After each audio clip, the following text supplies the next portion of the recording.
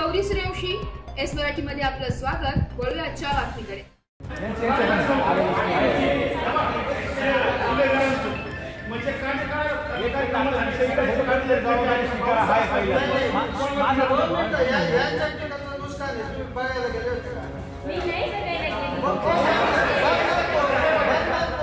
जाऊन आले ना 2 मिनिटं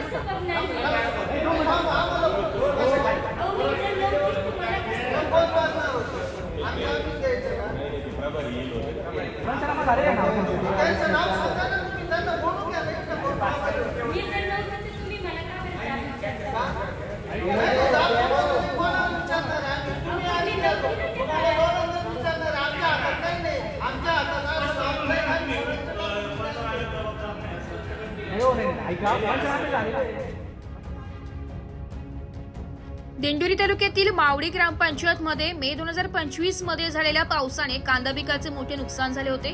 त्यानुसार आज मावडी ग्रामस्थांच्या विनंतीवरून आज ग्रामसभा ही श्रीराम प्रभू व हनुमंतराय यांच्या पटांगणात घेण्यात आली। या ग्रामसभेमध्ये कृषी अधिकारी व तलाठी यांनी झालेले पंचनामे हे तहसील कार्यालय येथे सादर न केल्याचं निष्पन्न झाले असून म्हणून गाव नुकसान भरपाईपासून वंचित झाल्याने ग्रामस्थांनी एकमुखाने कृषी सहाय्य यांची बदली करण्याची मागणी करण्यात आली आहे। चला मग मावडीला आपले वृत्तसंपादक यांना विचारू। शामराव सोनवणे सर, काय सांगाल? नमस्कार। 8 सप्टेंबर 2025 आज मावडी गावात ग्रामस्थांच्या विनंतीनुसार ग्रामसभा ही मावडी येथील मारुती मंदिराच्या पटांगणात घेण्यात आली। श्रीराम प्रभूंच्या साक्षीने ही ग्रामसभा घेण्यात आली, परंतु याचा ऐरणीचा मुद्दा ठरला की कृषी अधिकारी व तलाठी यांनी जे 2025 मध्ये झालेले नुकसान भरपाईचे पंचनामे न केल्यामुळे हा मुद्दा ऐरणीचा झाला। यामध्ये विविध विषयावरती चर्चाही करण्यात आली। आपल्याला बोलण्यासाठी आता मावडी गावाचे तरुण तळपदार कार्यकर्ते, भाऊ काय सांगाल? नुसतं कृषी अधिकारी नका म्हणू या आज मावडी गावात आपण ग्रामसभा ठेवली होती, तर त्या विषयावरती आपण संबंधित अधिकाऱ्यांना कांद्याचे जे नुकसान भरपाई आपल्याला आली नाही त्या विषयावर आपण विचारणा केली असता त्यांनी काही उत्तर दिले नाही आपल्याला।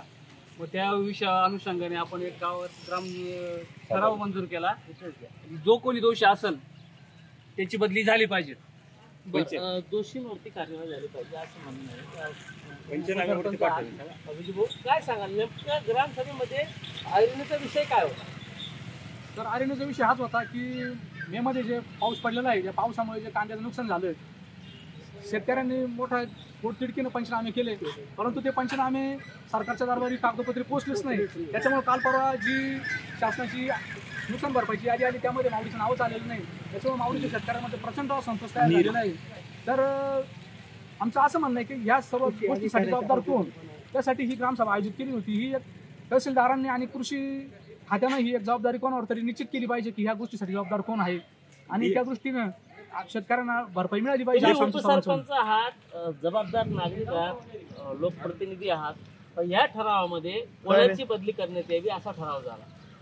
या सर्वांमध्ये ग्रामस्थांच्या सर्व सहमतीनं कृषी अधिकाऱ्यांची बदली करावी, असा कृषी सहाय्यकांची बदली करावी असा सर्वांच्या सहमतीने ठराव करण्यात आलेला आहे। ज्येष्ठ नागरिक आहात तुम्ही, काय सांगाल नेमकं प्रकरण हे चिघळत चाललं होतं? हे प्रकरण जे कांद्याचे प्रकरण केलेले, ते पंचनामे केलेले, ते कृषी अधिकाऱ्यानं वरतीपर्यंत पोहोचवले नाही। त्याच्यामध्ये काय कुठला व्यत्यय आला तो शोधणं का जरुरीचं आहे आणि ते पंचनामे सरकारपर्यंत पोहोचवा आणि सर्व शेतकऱ्यांना न्याय मिळावा, शेतकऱ्यांना न्याय मिळावा। भाऊ, तुम्ही पहिली पुढची पडली तुम्ही आले, पहिल्यापासून तुम्हाला इतिहास पूर्ण माहिती आहे, काय नेमकं झालं?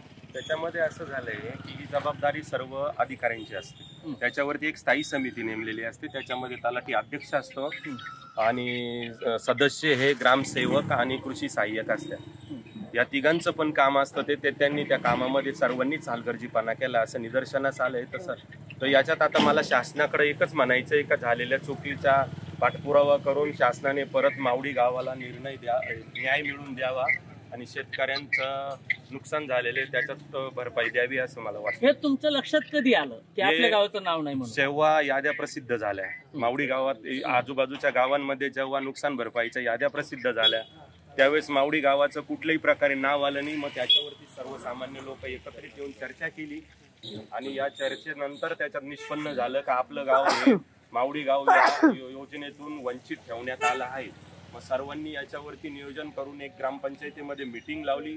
या मीटिंग नंतर सर्वांनी असं ठरवलं की ग्रामसभा घेऊन योग्य तो न्याय आपण मिळवून घेऊ. म्हणून ह्या मावळी गावामध्ये आज ग्रामसभा ही घेण्यात आली. तरी आता ग्रामस्थांना किती यश पदरात पडतं हे पाहणं आवश्यकच आहे. शामराव सोनवणे, दिंडोरी, नाशिक. एस मराठी न्यूज साठी वृत्तसंपादक शामराव सोनवणे, दिंडोरी. अशाच नवीन ताज्या घडामोडी जाणून घेण्यासाठी आमच्या एस मराठी न्यूज चॅनलला लाईक करा, शेअर करा, सबस्क्राईब करा आणि बेल आयकॉनला क्लिक करायला विसरू नका.